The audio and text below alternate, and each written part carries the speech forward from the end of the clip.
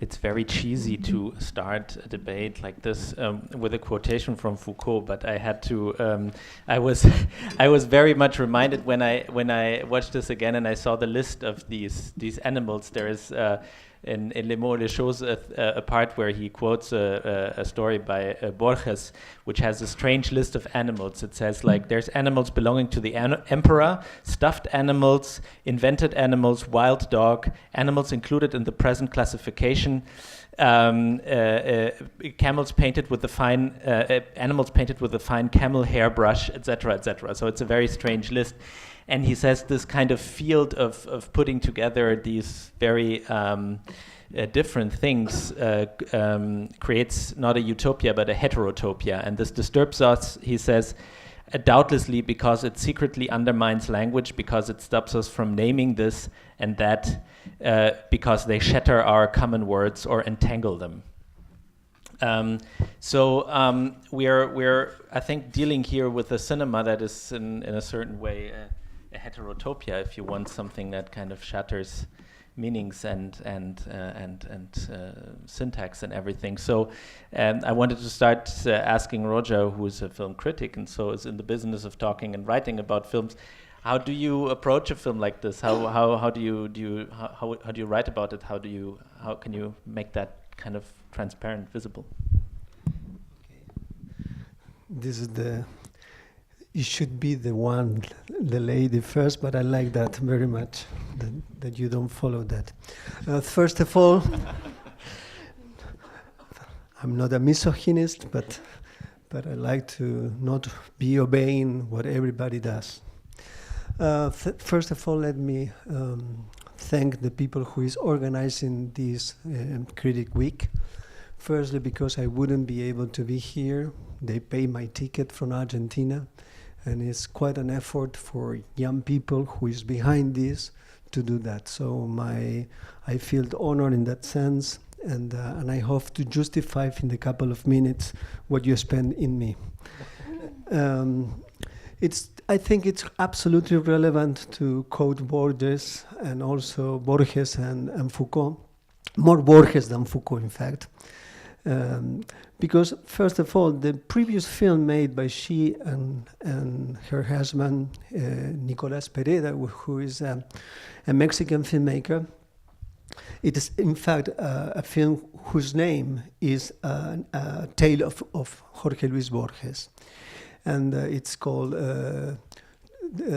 Two Who Dared to Dream. I think it's the translation in English. And I think you are absolutely right in the sense that this is a film that defies an idea of coherent narrative in terms of acts, in terms of a structure which, in certain ways, there is a meaning which is organizing the core of the film. This is a film without a main center. It's a film based mainly on a conception of the space, and through that space is filled with ideas for micro stories on one hand, stories which are connected with myth, stories which are connected with tales. And behind that, I think it's also a film which works with the whole idea of belief. This is a film which in certain ways you have a kind of systems of beliefs. And so that's something that when I find a film like that, and I have to write about a film like that, or to address something about a film like that, I know that we are on a situation which is as any American film. Houston, we are in trouble.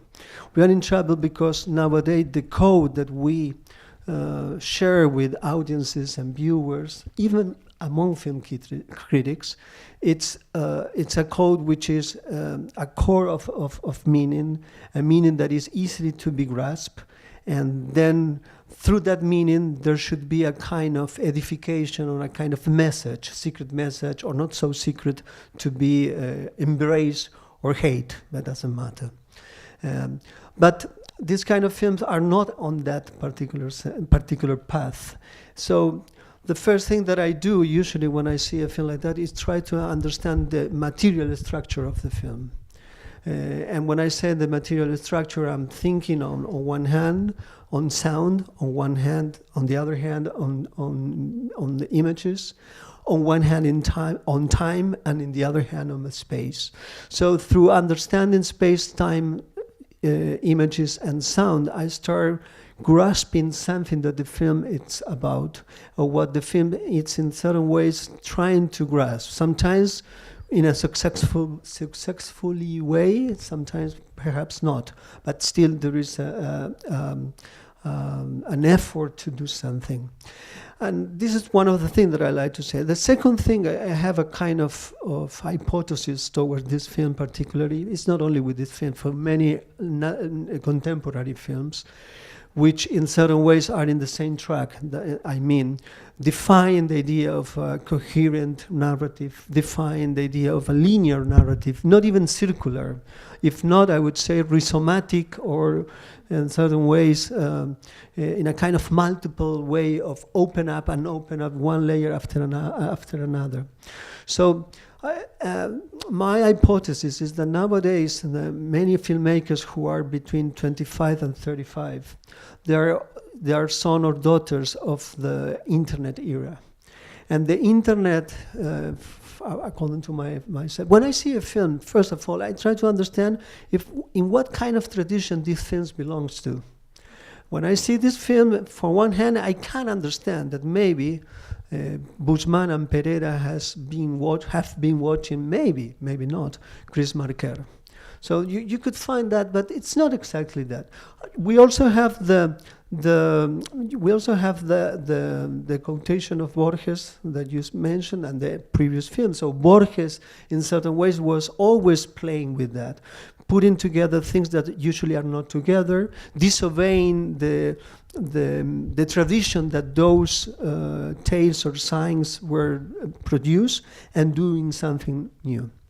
But the other thing that I like to say about that is that I think there is a couple, I can mention in that. One is Casanovagen, it's not Casanovagen, it's Casanova Gen.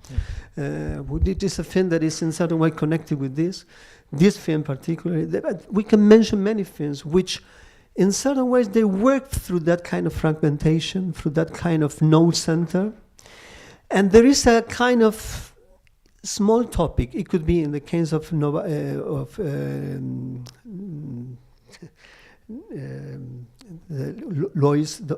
Doschen, the name of the filmmaker of the and in this case particularly, we can understand. Yes, in that film, she is exploring the matters of desire.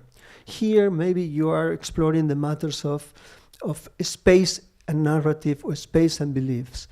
But beyond that, the way that the film is done, the way that each shot is connected in certain ways, I feel, and it's just an hypothesis, is connected with the way that we nowadays the way that we organize space and time in terms of our cognition. So the editing of those films, for me, is connected in certain ways to how we are dealing nowadays with images. That brings me back to the very old tradition where Mr. Jean-Luc Godard said in certain moments, there are certain films which are about reality, there are certain films which are about images. These films are strange in certain ways because you could understand that it's working through a kind of reality, but it's always a way of understanding through images. So that's something that I like to think when I'm watching this. Then how to convey that to the readers of the audiences, well, I don't know. I try to do my best, organizing what I write and trying to be clear when I speak. I don't know if I am, even in English, I think I'm worse, but that's an effort to be done. Kitso, your work is in a way I would say, and we should say, so you're working in video installations, and you are also, and your stated goal is in a way to tell stories and to make things visible that were not visible before for cultural, historical, and other reasons. So how do you, if you want to show something that is, or talk about something that is, something that has been invisible or made invisible, what is your process? How would you say, how do you go about creating something that is, irrational, but you have to think about it, and you have to make it visible.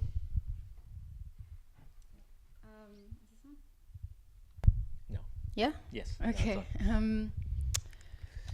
Trying to visualize the invisible. I've been working in this sort of mode for a while, but I still don't think I actually know.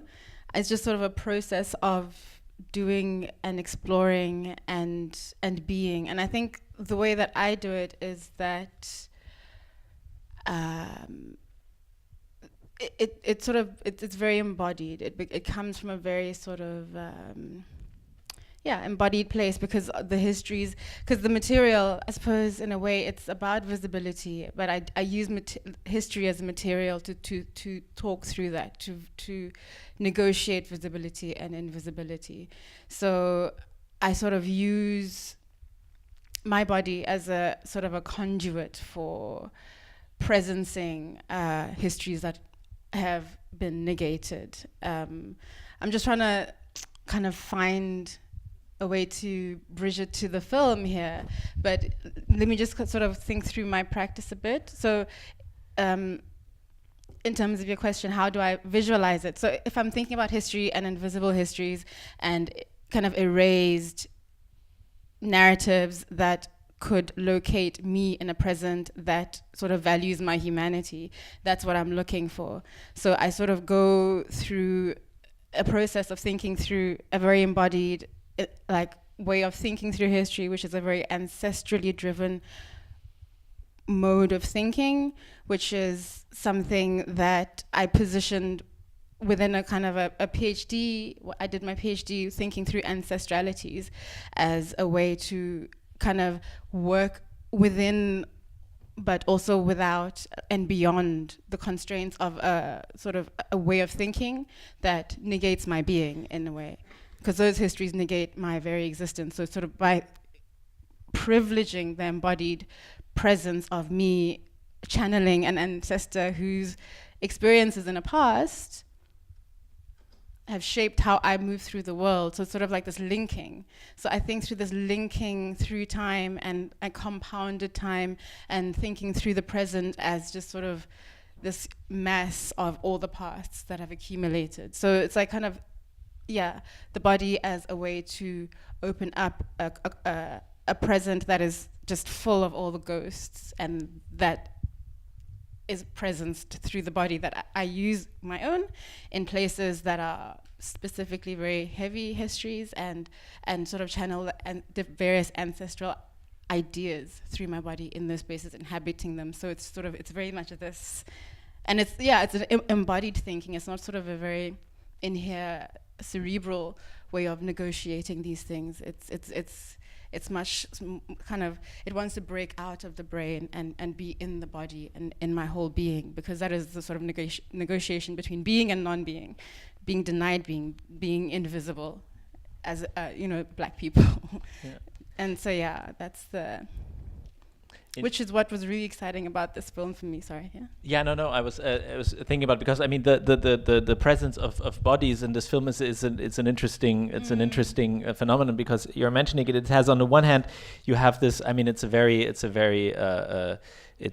obvious in a certain way. You have these half-naked men always there, but they are not actually a part of the culture of the stories that she is like going to look for. So in a certain way, the one might maybe say that the ancestral stories that are playing out here are actually absent physically. Could you relate to that when watching this film, or what was your other point that you were also? No, okay, so this gesture of sort of putting together a piece that is so loose and it floats and it invites this sort of moving beyond. It suggests an invitation to sort of inhabit a space of perception that that is not the given within a particular regime of thought and a particular epistemology that maybe we're used to being couched in. And that was really exciting. And then I was just always sort of a little bit, wondering about certain decisions, I guess, the bodies, the positioning of the body, the locating of the body that we see on screen, and what that does to asking me to go outside of a particular sort of space of like, who is the enunciator? Where does the thing that has been saying, what body does it come from? And why is this the place that I am locating my exploration of things that I hoped to sort of kind of massage my way out of. So I was just like, it's I felt like this weird tension where I'm loving it and what it's proposing, but then there's always a sort of like hook. And it's not just the bodies, it's also sort of the way,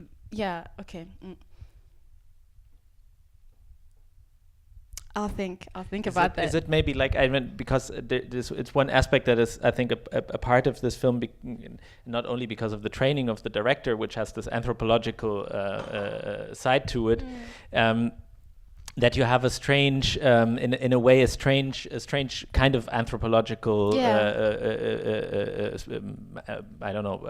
posture in this film, because you have on the one hand, you have this kind of scientific approach to it, or a scientific gesture, but on the other hand, it also shatters and undo it. Yes, it's like it's in its own negotiation. I found that I felt this internal negotiation where it is trying to undo itself from this thing, but it also sort of falls back into it.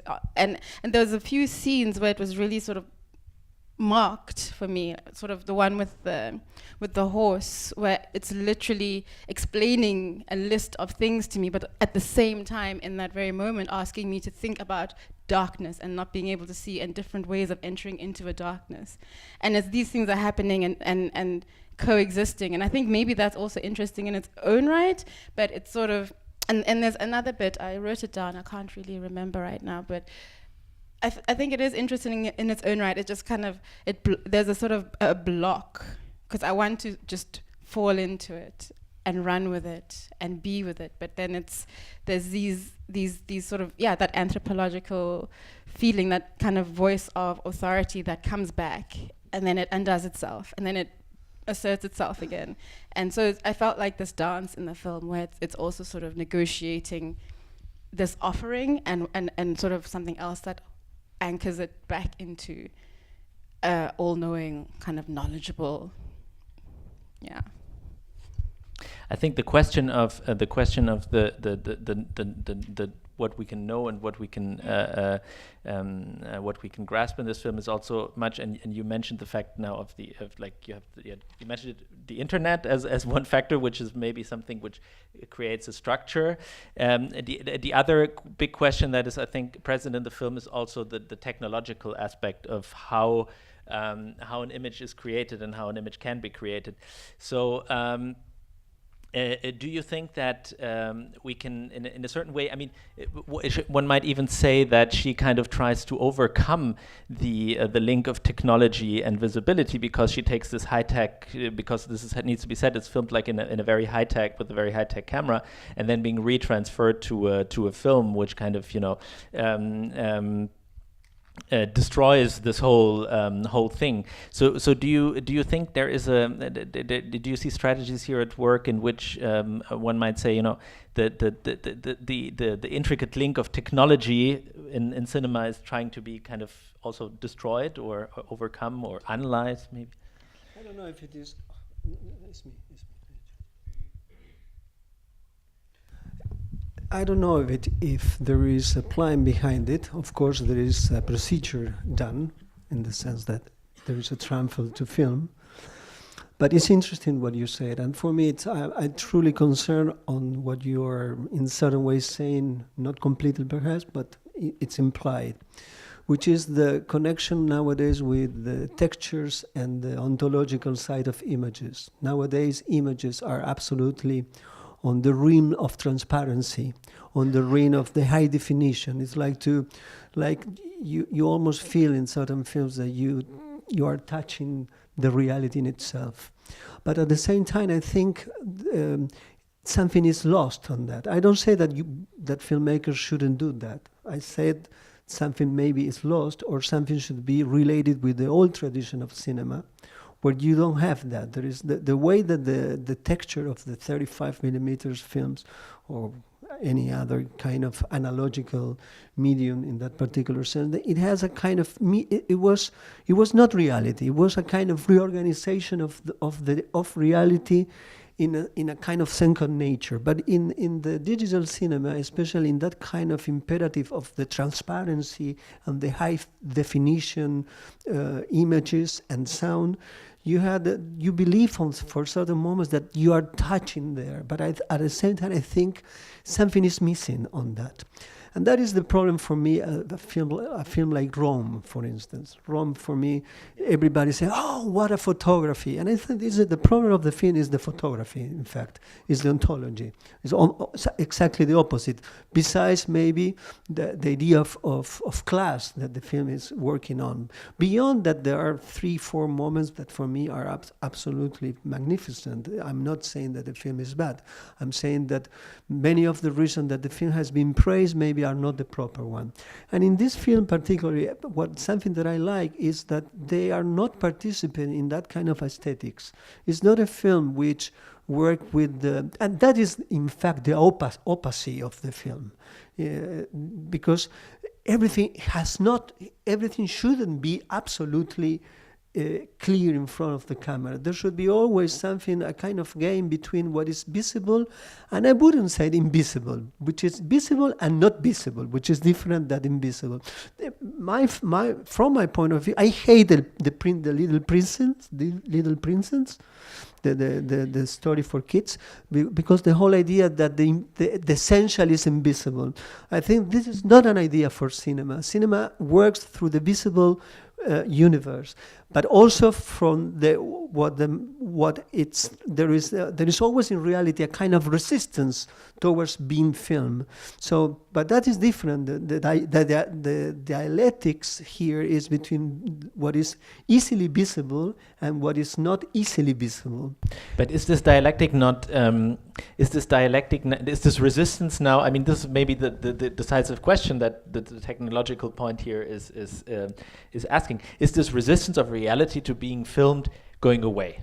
Like, because we are at a technological point where even the shadow, I mean, in a certain way is dissolved, because we can, I mean, maybe we can take this point where he says, I see the molecules, maybe the camera sees the molecules now, and there is no shadow in that sense anymore because it can see everyone. Do you think this poses an existential question for cinema if there is no resistance anymore to being filmed technologically? Well, Very far-reaching question. No, I like the question. It's something that concerns me again. It's one of the things that I think about cinema. Why everything should be seen. Why we have to film inside the body. I'm not saying ethical points. I'm just aesthetically and politically maybe. I think Metabolism, that film, when the night falls in Bucharest, Metabolism, one of the readers of my reading towards that film of Pueyo was mainly about there is a certain moment that everything would be filmed, and I think cinema there was an urge to see the world through a different lens, a different perspective, an automatic perspective on one hand. But at the same time, all big filmmakers, let's say, for instance, once Kiarostami, they always know that there was something that shouldn't be filmed, or there should be a kind of gesture of not being able to show everything. And nowadays, for me, the aesthetic of high-definition cinema is let's show everything, as much reality looks like. And I think that I appreciate from that film this kind of blurry, not very well-defined images that the whole film is done. Perhaps that we have to think about that is about that is the images themselves. Then what I was implying before was the idea of editing, which I think it's something should be discussed in films like that. Yes. Because the problem of editing is the problem of meaning.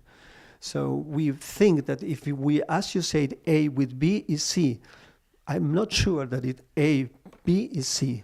And we have to understand why two shots are together, are interwoven and together in a space that we call cinema or a film or whatever. The question of editing is something that we are talking about when we're talking about linear cinema. You're like linear in the sense of screen cinema. Your way of working with moving images is a different one because you're working with a spatial. You create a spatial configuration in a way to show images. How do you decide what to show and what not to show and how to arrange this in yeah.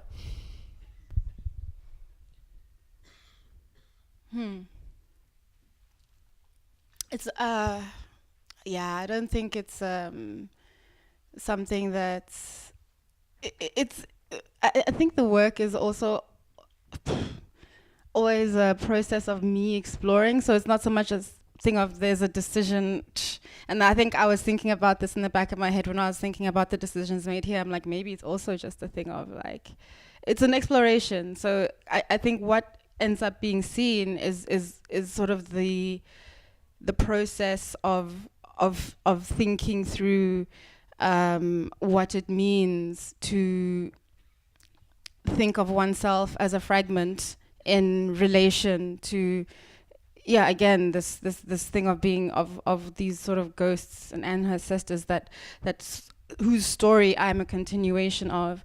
So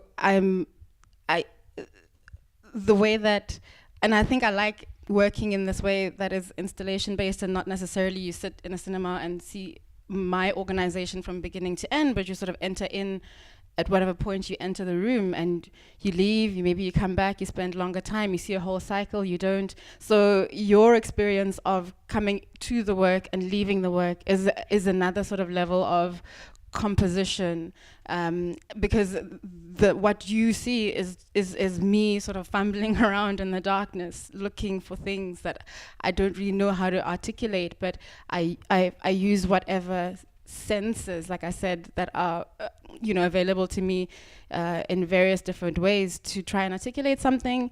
I feel like that really doesn't help.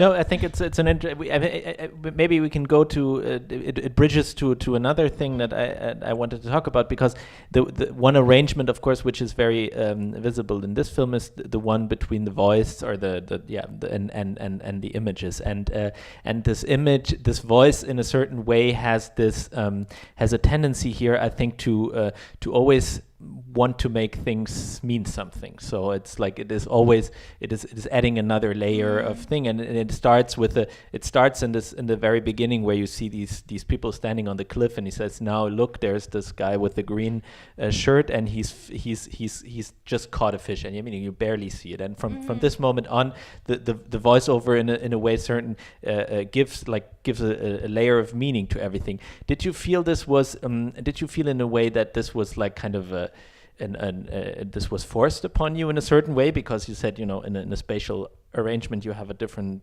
way of selecting these things, or did you feel that it was creating a space where you could kind of move your thoughts back and forth and a play maybe?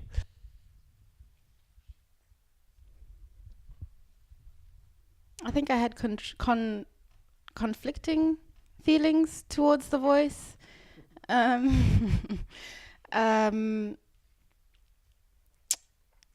Again, sort of there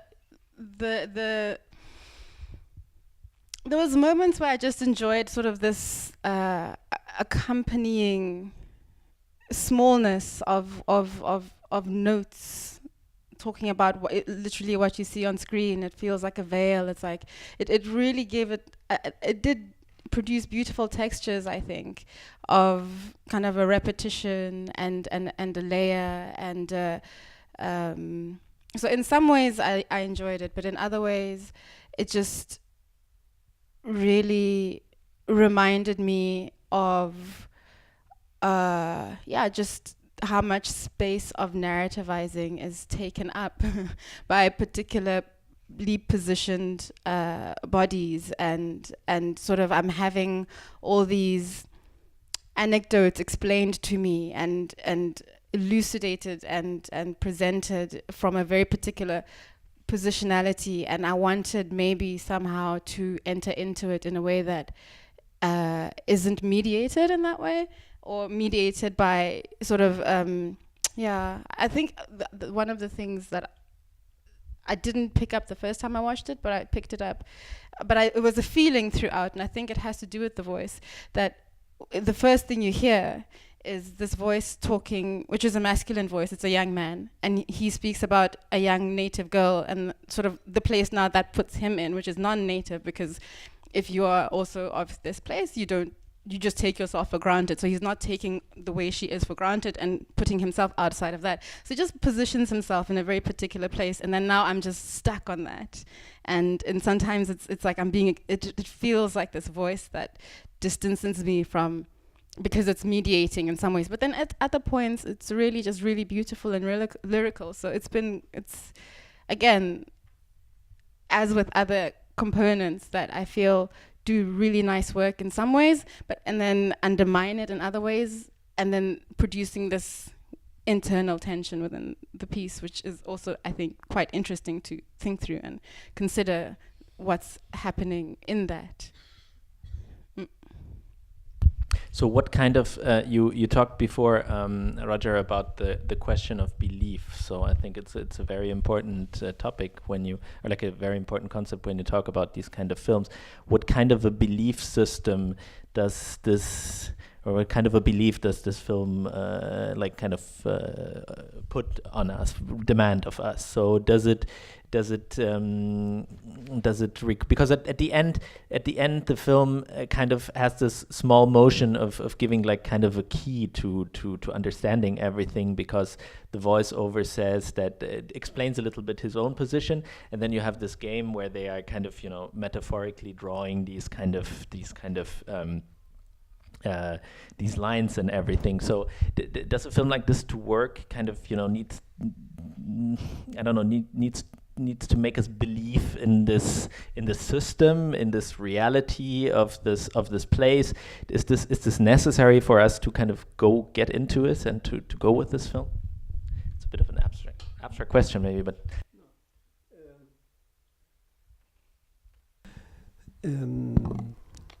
yes, I don't think the film, if you are showing systems of beliefs, it doesn't mean that you have to believe in those beliefs. And I think the film in that particular sense is quite caring on that. I think there's always a kind of distance you more or less can understand. There are myths, there are evil presences, things that usually certain kind of people who are sitting here, you, me, she, and everyone, we usually don't believe, except that if we are New Age practices or whatever. But usually we don't share that. But in the way that the film is approaching towards that, allow us to a kind of decenter experience, decentralize our experience, and we can go around that, not in a kind of patronizing way, just being around. And I think in that it is okay. It's well. The position is the position that aesthetically it's needed. Maybe there is a moment in the film, which is the moment that there is a woman who has a voice and is in front of camera, and is of course someone who doesn't belong to the same social class from the filmmakers and from the whole idea of the film behind it. And that is something particularly important in Mexican cinema, because this is an issue in Mexican cinema. So what I want to imply that maybe not in Germany, maybe yes, I don't know exactly. It's very difficult to understand precisely here the differences between classes.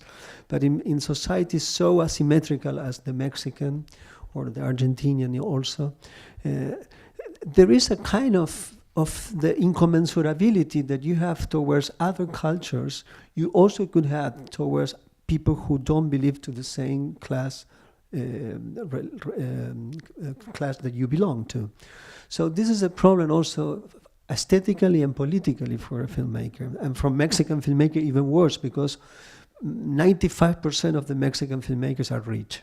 That's the truth. In Argentina, it's not like that. It's middle class, upper middle class, and even we have 3 or 4 lower middle class or even lower filmmakers. But this is what I see in the film. I think one of the most beautiful things about cinema is that has always been a possibility to explore systems of beliefs without reacting as we usually react in life. In the sense that in life, if there is someone who tells us that every night there is a shadow that, you say, okay, this guy is a little bit out of his mind. But in a cinema, there is a kind of generosity and a kind of non-written commitment between the images, sounds, and the viewer, that we can allow ourselves to be in another position. And I think this is something also that film critics could help to work on that, to breach that kind of possibility. For me, I'm not a believer, but each time that I see a Bresson film for 2 hours or 1 hour and a half, I believe in God. That's what I mean, but in our own tradition. And I'm also inviting questions or remarks from the audience, by the way. So if you have any thoughts, please raise your hand. But we talking about this question of systems of belief and this power, I think, of cinema to kind of create these universes. It's also a lot of question about how, I mean, have also our viewing the ways we watch, like the audience in a more general way, cinema created also a class divide in a certain way, that certain systems of belief in cinema are not widely accepted anymore. A film like this would be rejected by many people. And you are also, I mean, you're presenting films on television. You are also programming for film festivals. So how do you deal with this kind of growing gap, and how do you think we can maybe recreate with these films a new belief in these kinds of things? First of all, there is a problem. There is a kind of homogeneity in the experience of watching films, and even there is an homogeneity in the ways that usually we speak about films. I referred that at the beginning. So of course, what we need is what we are doing right now. Maybe it's today I see that people are not running out as yesterday.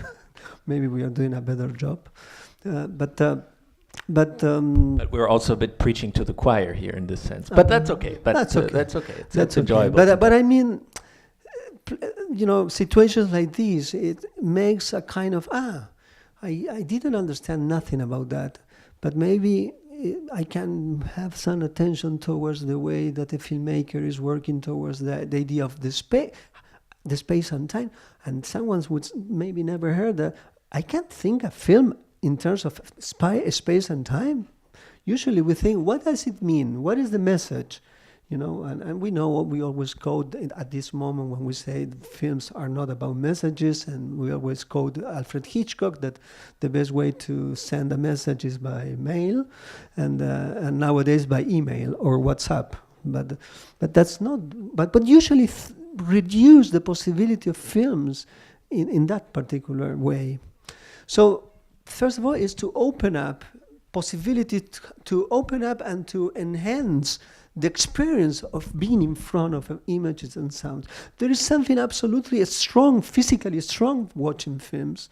And usually I think we miss that kind of experience. So on one hand, that, of course, if that is in terms of how to talk about films. But then if you talk about programming, presenting, it's to each time that you are in front of an audience, you have the possibility to say this film maybe could be seen through that tradition, through this, through that, to open up possibility of reading, not saying this is the only way to be read, but to say there are many possibilities through this film. These films allow us to think about this, about that, about blah, blah, and sometimes some people are not interested in, and I think they're right. They do what they do, but I think sometimes we don't see the importance of knowledge through cinema, and knowledge always. And when you accept that you are an ignorant, and I more or less think I'm still an ignorant, and I understand that through knowledge I can certain ways fight against it. This is exactly what cinema does towards us, put us in another context, decentralize one after another. So I'm waiting for that each time that I see a film. So through that kind of experience, then I could recreate it in a programming, or when I'm writing, or when I'm talking. But I think the first one who has been in certain ways challenged should be the film critic on one hand, on the other hand, the film programmer, and to be generous enough to not to impose, not to silly provoke the audience, in order to the audience will never come back anymore, but to see. I remember once, every Brazilian film that I program in Film Fest Hamburg, there is someone who come to me and say, I didn't understand anything, but it's the most crazy film I ever seen. And it's funny because that happened in 2005, 2016, 2017, the same kind of line. I didn't understand, but it's the most crazy thing I've ever seen. And in that sense, I enjoy it. That's what she and the other man was a gentleman said. And that is, I think, part of the experience of that. Then maybe if there is a kind of curiosity from that gentleman, and we start talking, maybe we can figure out why it's crazy, why she or he were in a certain ways delighted because she or he didn't understand. So that's the way. But it's very difficult. It requires a lot of patience, and in certain ways, to think against oneself. How do you deal, Kitso, with this question of let's say very different kinds of the specific audience of an art context that you are presenting your work to, and in a certain way, you are what you are doing is also relating materials or impression from let's say an origin that is very different from the origin you are presenting it in. If you are presenting it in a European context, you're making this in a certain way. How do you deal with that? What is your strategy with the fact of presenting a bridging bridging maybe a gap between two different forms of storytelling, of systems of belief in a way, in stories and in art in a way, by combining and what you call the elided stories, which come from a context that is different from the one, and has in a way a different way of believing and seeing things than the one you are presenting it in. Ooh. It shifts, it moves around, I think, because I do often, mostly if I make a work somewhere, that's the first place it's going to be presented. So the audiences shift. I don't know how much.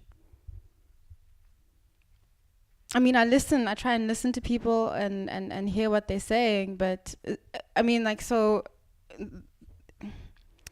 work that I did in,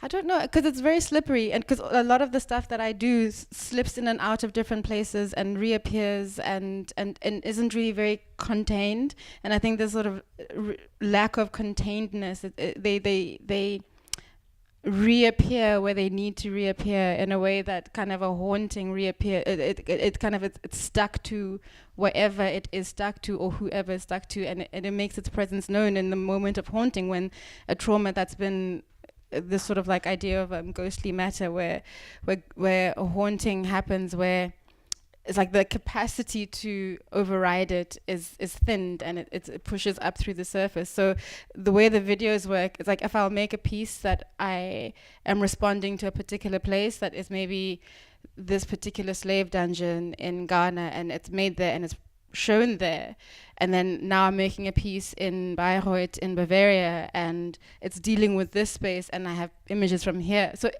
most of the time when I make a piece, it's for a place and then it's shown there, so it becomes part of now a new narrative thread that is a real thing in the history of that place. Like now I go to Bayreuth after I've been going for 4 years and working on this project and showing pieces in this castle about this woman who was a slave of the Margravine, and she's so scant in the archive, and I made this project where she was occupying, just taking up space in this palace, and now it's sort of part of the narrative of that place, so it weaves itself and remains there and becomes a part of it. But now it's sort of, it does pop up in the next place. So stuff I shot in Ghana did pop up in Bayreuth.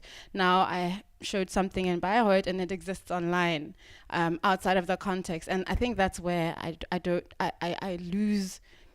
I really don't know the reception, but I am.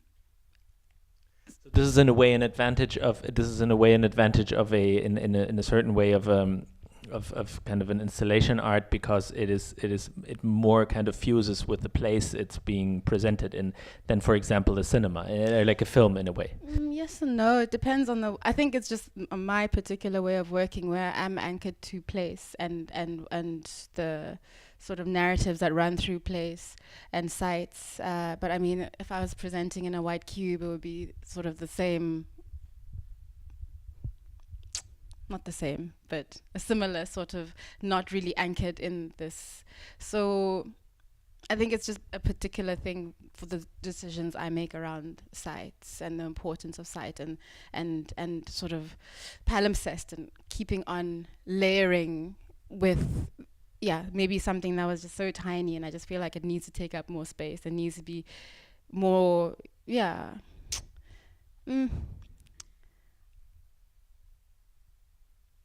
But I think, as for your question, which had more to do about how it's in a way about, because we were talking a little bit about before this, the question of in that in cinema we have this kind of very divided audiences, and then you have a certain way of it becomes harder and harder maybe to bridge a certain gap of what images you can believe in, what images you can trust. And I was wondering about the relation to that in the art context or in your context.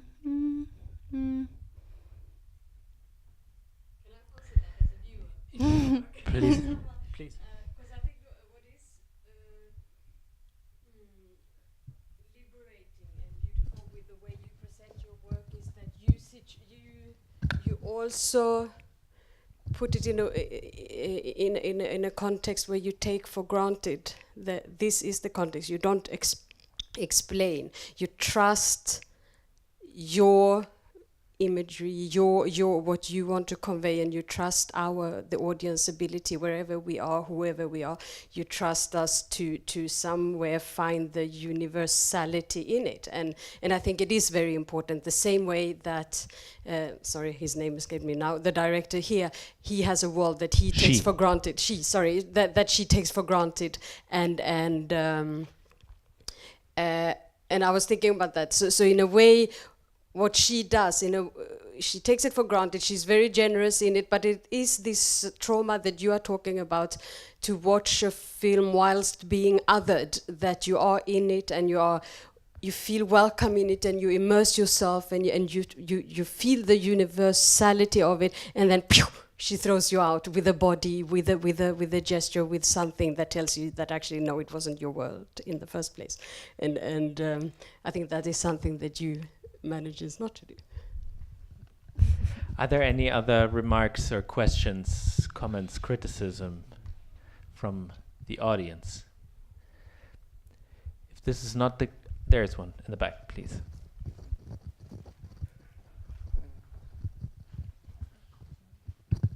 Yeah, I would like to ask a question about superstition. Like, what role? I mean, we talked about beliefs, but for me, it was a lot about superstition.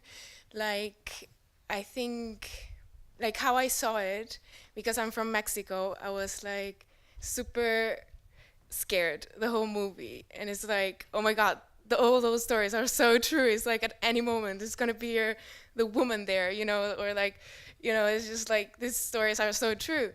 And the only native voice we actually heard, it was the woman. And I don't know, I just thought it was like a whole story about this weird superstitious stories, and which for me are very, very, very, like Mexican in a way. Like when you go to little town, there's like, it's just like a lot of stories, and it was just like foreigners kind of like telling these superstitious stories and really getting into the culture of superstition and seeing the fantastic out of it. But I really felt a little bit of a lack of it was like the story of the town, but with a lack of the voice of the town in a way. And yeah, I don't know. I think this kind of connects to what you said before in a certain way, that that you said that you felt this kind of unease and at certain points of being thrown. Maybe it was in a way also it's a symptom of what she describes. Just as a spectator, you mentioned that before. Yeah. There is a kind of unease, and I think it's a thing of being thrown out, like this sort of really evocative treatment to the real and making it opaque and suggesting the things that are beyond your reach and inviting in this really lovely way. But I do feel constantly sort of alienated and thrown out by what I was saying earlier, the kind of very specifically like located body that is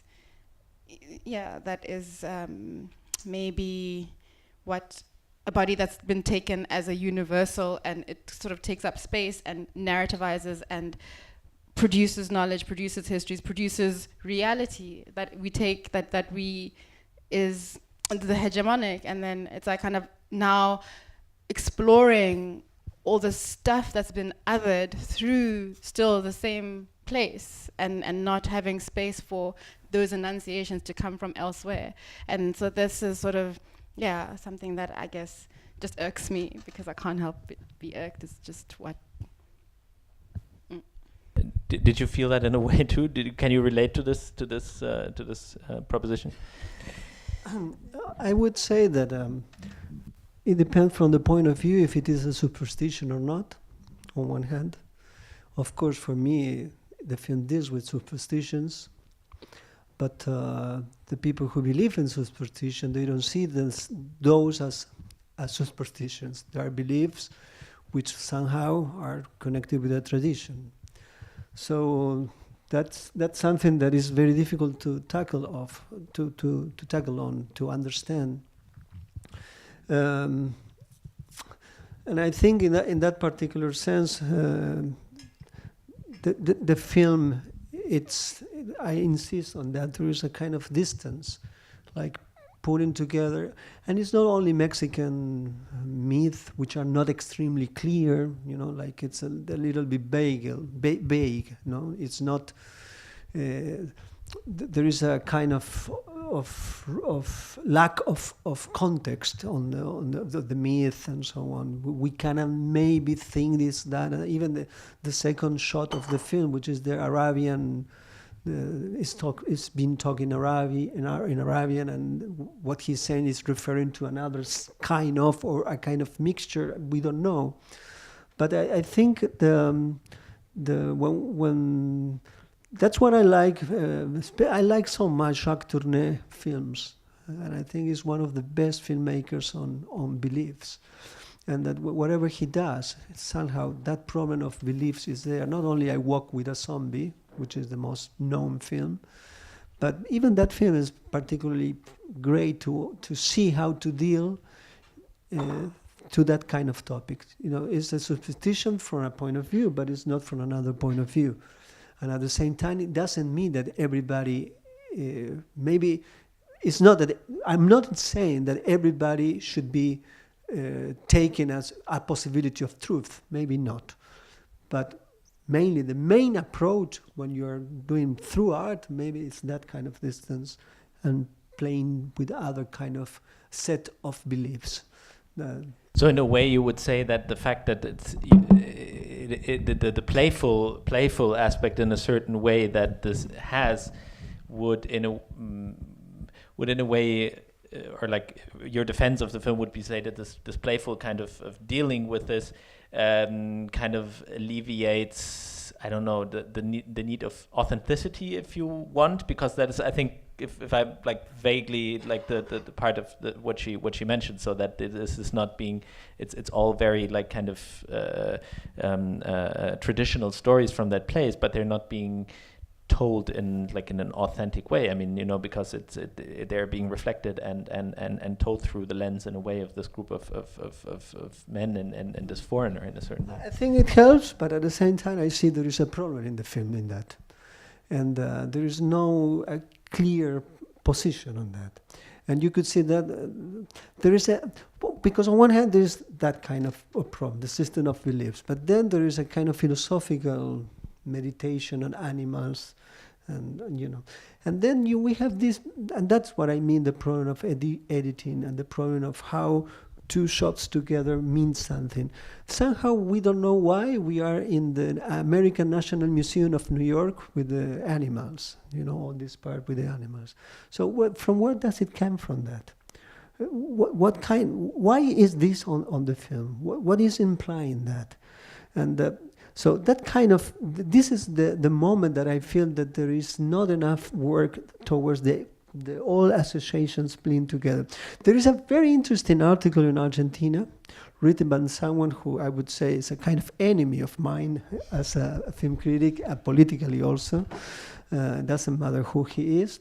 But I had written in favor of a little bit of this film without naming it, and in favor of Casanova Hen. And that was an attack on those two films in terms of how those films arrange the compositions and the shots together in order to create meaning. But for me, in that case, Casanova Hen, it's more carefully done in that sense. You could understand there is no an arbitrary decision. There is no arbitrary. It's not an arbitrary. But here, sometimes I feel there is a kind of arbitrary decisions towards that. I cannot see the coherence among the decisions between one shot and the other, and that's the way to think in another layer of the film. But that's a way to say that, you know. All right, I think a certain lack of coherence is also an implicit condition of talks like this. I think we have explored a lot of the motives of the film, thanks to our two wonderful guests, Kitso, Lynn, Lelliot, and Roger Koza. Thank you very much, and I hope we have a little bit of occasion to chat longer tonight. Thank you for coming, and see you again soon.